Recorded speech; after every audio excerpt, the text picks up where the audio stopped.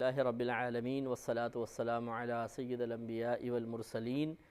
اما بعد فاعوذ باللہ من الشیطان الرجیم بسم اللہ الرحمن الرحیم۔ الحمدللہ الہادی پروگرام میں نبی کریم صلی اللہ علیہ وسلم کے فضائل و کمالات پر مشتمل آیات کریمہ ذکر کی جا رہی ہیں، اور یہ بہت ہی بڑی سعادت کی بات ہے کہ ہم نبی کریم صلی اللہ علیہ وسلم کا تذکرہ کر رہے ہیں۔ حضرت ملا علی قاری نے اسرار المرفوعہ میں ایک روایت نقل کی ہے کہ جہاں کسی نیک بندے کا ذکر کیا جائے وہاں پر اللہ تبارک و تعالیٰ کی رحمتوں کا نزول ہوتا ہے۔ تو سوچئے جب ایک عام نیک بندے کا تذکرہ کیا جائے تو رحمت، یہ باعث نزول رحمت ہے، تو جہاں خود رحمت کونین صلی اللہ علیہ وسلم کا تذکرہ کیا جائے تو اس کی پھر برکات کا عالم کیا ہوگا۔ اس لیے یاد رکھیں کہ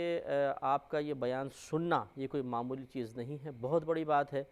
اور ہمارا بیان کرنے کی سعادت حاصل کرنا یہ اللہ کا بہت بڑا کرم ہے کہ ہم جتنی دیر میں بولتا رہوں گا اور آپ سن رہے ہیں، یقیناً مجھے اللہ کی رحمت سے امید ہے کہ ہم پر اس کی رحمتیں برکتیں نازل ہوں گی۔ علم تو حاصل ہوگا ہی ہوگا،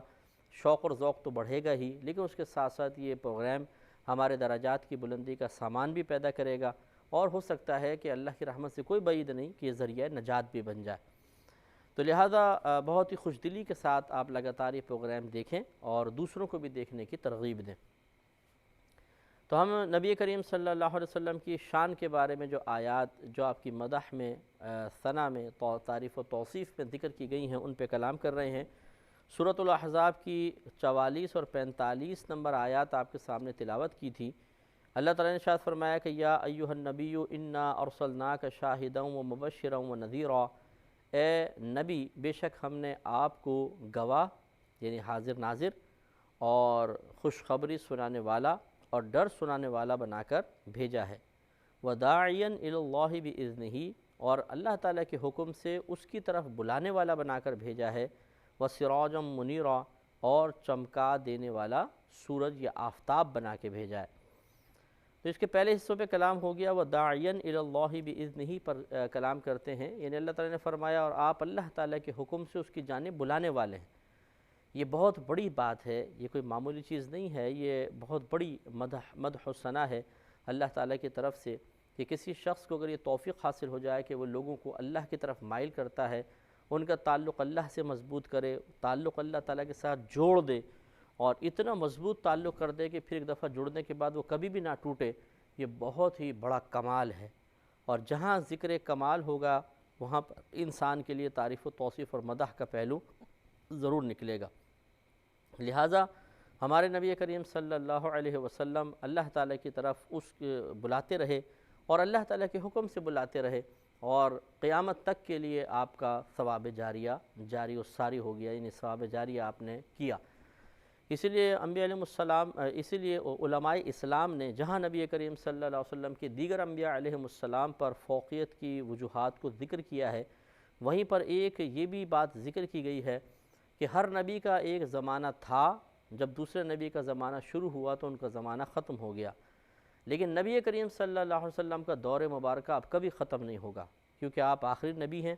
اور قیامت تک آپ کا تبلیغ کا سلسلہ چلتا رہے گا۔ آپ کے ذریعے صحابہ کرام کے ذریعے تابعین، تبع تابعین، علماء، فقہاء، پھر عام مومنین مومنات تبلیغ کرتے رہیں گے، سرکار کا پیغام آگے چلتا رہے گا حتیٰ کہ قیامت قائم ہو جائے گی۔ تو چونکہ آپ کی امت آخری امت ہے اور سب سے زیادہ دنیا میں رہے گی، اور بہت زیادہ قیامت تک نیکیاں کرنے والے لوگ پیدا ہوتے رہیں گے، اور ان سب کا ثواب ہمارے نبی کریم صلی اللہ علیہ وسلم کو خود بخود حاصل ہوگا، کیونکہ یہ حدیث میں ہے، سید دو عالم صلی اللہ علیہ وسلم ارشاد فرماتے ہیں کہ کسی کو نیکی کا راستہ دکھانے والا ایسا ہی ہے جیسے خود وہ نیکی کرنے والا۔ تو اس لیے اگر نبی کریم صلی اللہ علیہ وسلم نے ایک تو خود نیکی کر کے دکھائی ہے، پھر دعوت دی ہے لوگوں کو، اور قیامت تک لوگ اس دعوت کو پر لبیک کہتے رہیں گے اور درجات کی بلندی کا سامان کریں گے، اللہ کا قرب حاصل کریں گے، اور اس طریقے سے یہ نبی کریم صلی اللہ علیہ وسلم کے لیے بہت بڑا ثواب جاریہ ہوتا رہے گا۔ تو اس اعتبار سے یہ بہت ہی بڑا تعریفی پہلو ہے نبی کریم صلی اللہ علیہ وسلم کے لیے، اس کو سمجھنا چاہیے۔ اگلا ہے وہ سراجم منیرا، اور سراجن کہتے ہیں آفتاب کو، منیر کہتے ہیں روشن کر دینے والا، اور آپ روشن کر دینے والے ایک آفتاب ہیں۔ تو آپ دیکھیے کہ کتنی پیاری تشبیہ ہے کہ سورج ایک مقام پر ہوتا ہے اور پوری کائنات میں جہاں جہاں اس کا فیض ہے وہاں پہ روشنی ہوتی ہے اور دھوپ ہوتی ہے، دھوپ سے زندگی پیدا ہوتی ہے اور جو جرثومے وغیرہ ہیں مرتے ہیں، گندگی ختم ہوتی ہے۔ اسی طرح ہمارے نبی کریم صلی اللہ علیہ وسلم کی ذات اقدس ہے کہ آپ ایک مقام پر تھے، پہلے مکہ المکرمہ، پھر مدینہ منورہ آپ نے مستقر اور ٹھکانہ بنایا، اور پھر اس کے بعد جب آپ نے وصال فرمایا تو قیامت تک کے لیے مدینہ منورہ کو اللہ تعالیٰ کی عطا سے منتخب کر لیا اور اس پر آپ ہیں۔ اور آپ کا فیض پوری کائنات میں اسی طرح عام ہے جیسے سورج کی شعاعیں پوری کائنات میں پھیلی ہوئی ہیں، کہ لوگوں کو آپ نے منور کر دیا، روشن کر دیا، ان کو ذہنی روشنی عطا فرمائی، شخصی روشنی عطا فرمائی، کردار کی روشنی، اعمال کی روشنی، تزکیہ نفس کی روشنی عطا فرمائی اور ہدایت کی روشنی عطا فرمائی، علم کی روشنی سے نوازا ہے، جس سے معلوم ہوا کہ نبی کریم صلی اللہ علیہ وسلم جیسے ایک سورج ایک مقام پہ رہ کے ہر طرف لائٹ پھینک رہا ہوتا ہے، اسی طرح آپ ایک مقام پر جلوہ افروز ہو کر پوری کائنات کو فیض جاری کر رہے ہیں اور انشاءاللہ قیامت تک کرتے رہیں گے۔ اور یہ کتنی بڑی سعادت کی بات ہے کہ اللہ تعالیٰ نے مجھے اور آپ کو اسی نبی کی امت میں پیدا کر کے اس نبی کا کلمہ گو بھی بنایا اور اس سے محبت کرنے والا بھی بنایا۔ اس کی بھی قدر کریں اور اللہ تعالیٰ سے مزید برکات کو طلب کرتے رہیں۔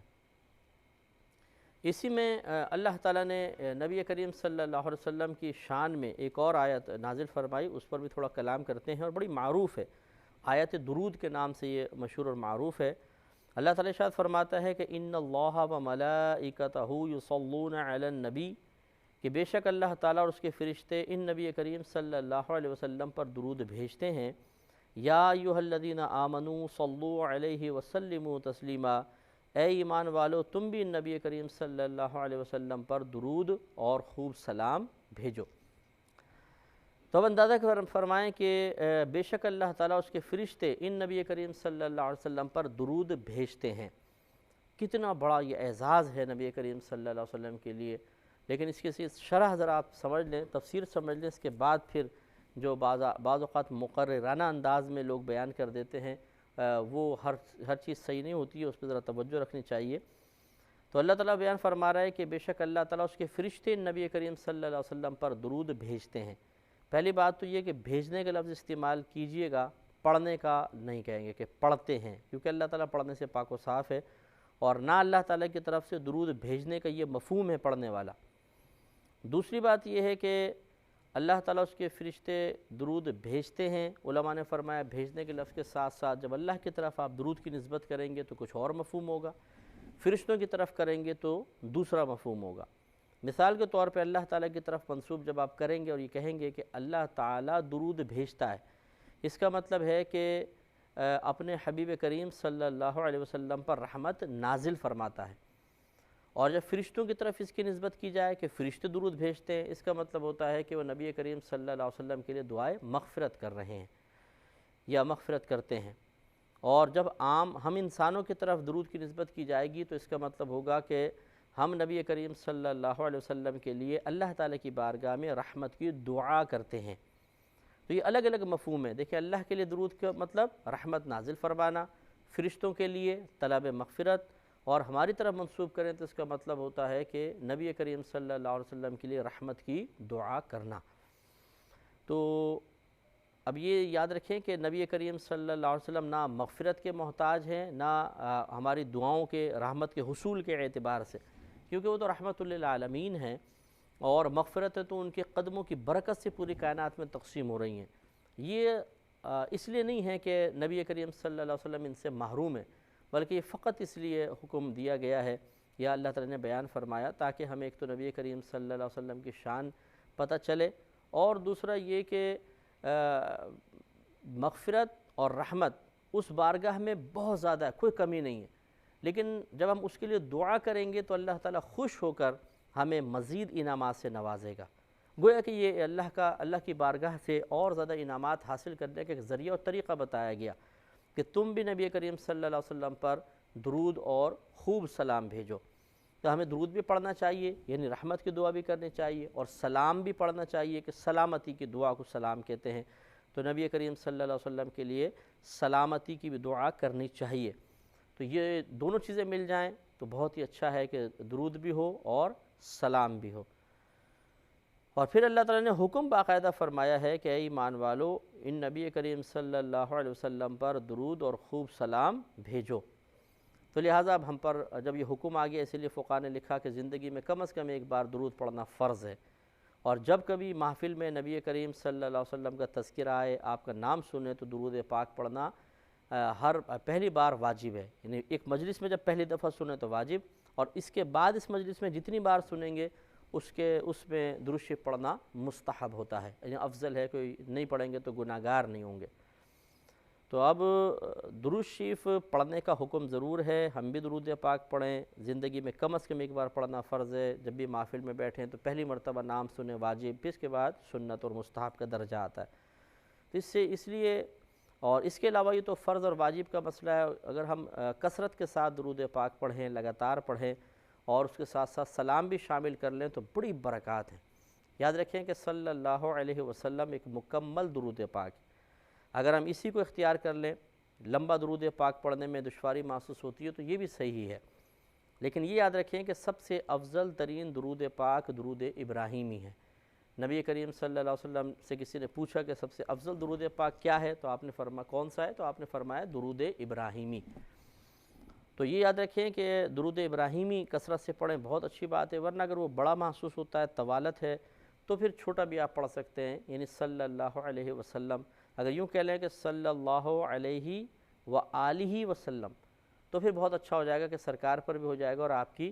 آل مبارکہ پر بھی رحمتوں کا نزول ہوگا، اور گویا کہ ہم ان کے لیے بھی دعا کر رہے ہیں۔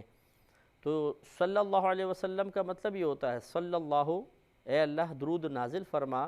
علیہ ان نبی کریم صلی اللہ علیہ وسلم پر، وسلم اور سلامتی نازل فرما، دونوں چیزیں۔ اور یہ اچھی طرح یاد رکھیں کہ درود ابراہیمی میں درود تو ہے، سلام نہیں ہے، لہذا اگر اس آیت پر عمل کرنا ہے تو ضرور پھر درود ابراہیمی کے علاوہ کسی ایسے کلمات کا، ایسے صیغوں کا، ایسے جملے کا انتخاب کرنا ہوگا جس میں درود اور سلام دونوں چیزیں موجود ہوں۔ اچھی طرح یاد رکھیں تو معلوم ہوا کہ اس آیت کریمہ میں اللہ تعالیٰ نے اپنے حبیب کریم صلی اللہ علیہ وسلم پر رحمت نازل فرمانے کے بارے میں جو خبر دی ہے، اس سے سرکار کی فضیلت اور کمال اور ابھر کر سامنے آیا کہ آپ کو اللہ نے بڑے بڑے انعامات سے نوازا ہے، اور یہ انعام کہ اللہ تعالیٰ اپنے حبیب پر رحمت نازل فرما رہا ہے، فرشتے ہمہ وقت طلب مغفرت کر رہے ہیں، اور دنیا کے بے شمار گوشوں میں مسلمان آپ پر درود و سلام بھیج رہے ہیں، یہ بڑی سعادت کی بات ہے، اور بڑا نبی کریم صلی اللہ علیہ وسلم کا اس میں فضل اور کمال ظاہر ہے۔ اب جو میں آیت کریمہ آپ کی خدمت میں لاؤں گا، وہ بیان کرنے کی سعادت حاصل کروں گا، وہ ادب اور احترام سے متعلق ہیں کہ نبی کریم صلی اللہ علیہ وسلم کی بارگاہ کا ادب کرنا، احترام کرنا بہت ہی ضروری ہے۔ اور آپ ان آیات میں ایک چیز ضرور دیکھیں گے کہ جہاں پر نبی کریم صلی اللہ علیہ وسلم کے ساتھ کچھ اس قسم کا معاملہ ہوا کہ آپ کو کوفت محسوس ہوئی کسی فعل سے، یا کوئی آپ کو دکھ پہنچا، رنج پہنچا، تو اللہ تبارک و تعالیٰ فوراً اپنے حبیب کریم صلی اللہ علیہ وسلم کی دلجوئی فرماتا ہے اور آپ کو تسلی کا سامان دیتا ہے۔ یہ بھی ایک فضیلت، بہت بڑی فضیلت ہے کہ اللہ تعالیٰ کا اپنے حبیب کریم صلی اللہ علیہ وسلم کی دلجوئی کے لیے فوری طور پہ اپنا کلام نازل فرمانا بڑی بات ہے۔ تو اللہ تعالیٰ نے ارشاد فرمایا، اب دیکھیے اس میں ادب بیان کیا کہ اللہ تعالیٰ اور اس کے رسول کو اذیت اور تکلیف نہ دی جائے۔ اب اللہ تعالیٰ کو تو تکالیف قبول کرنے سے یا اس کے اثرات قبول کرنے سے پاک و صاف ہے، چنانچہ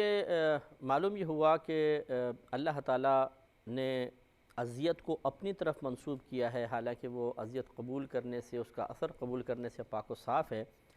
اس کا مطلب یہ ہوا، یہ بڑی اعزاز کی بات ہے نبی کریم صلی اللہ علیہ وسلم کے لیے کہ اگر آپ کو کچھ ستائے گا تو گویا کہ اس نے اللہ کو ستایا،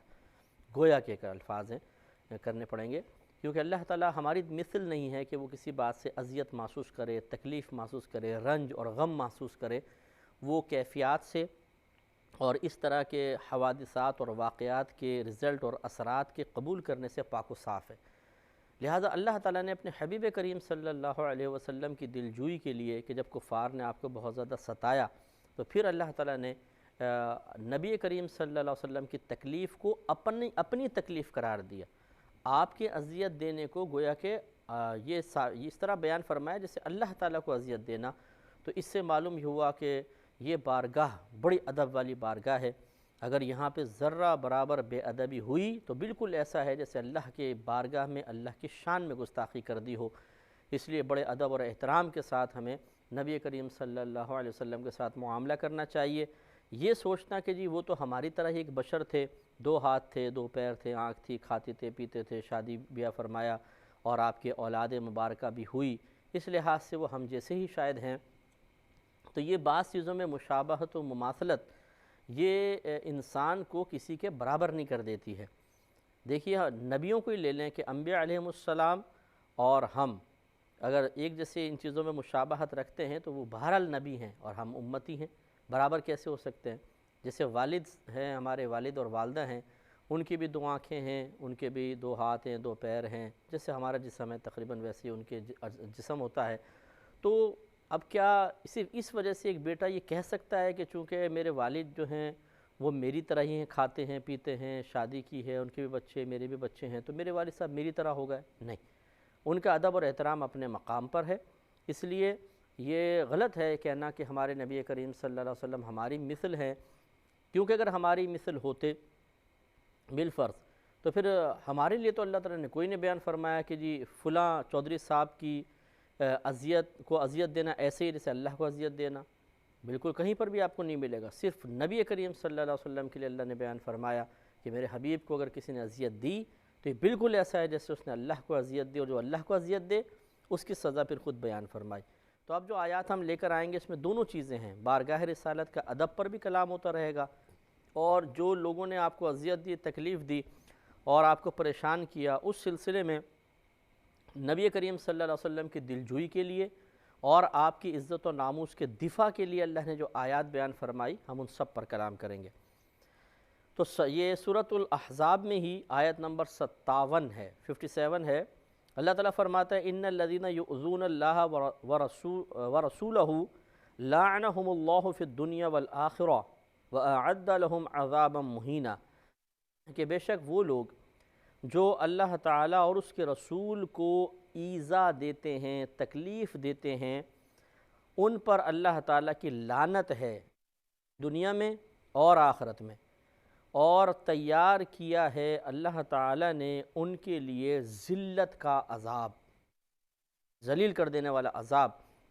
اللہ نے تیار کر رکھا ہے۔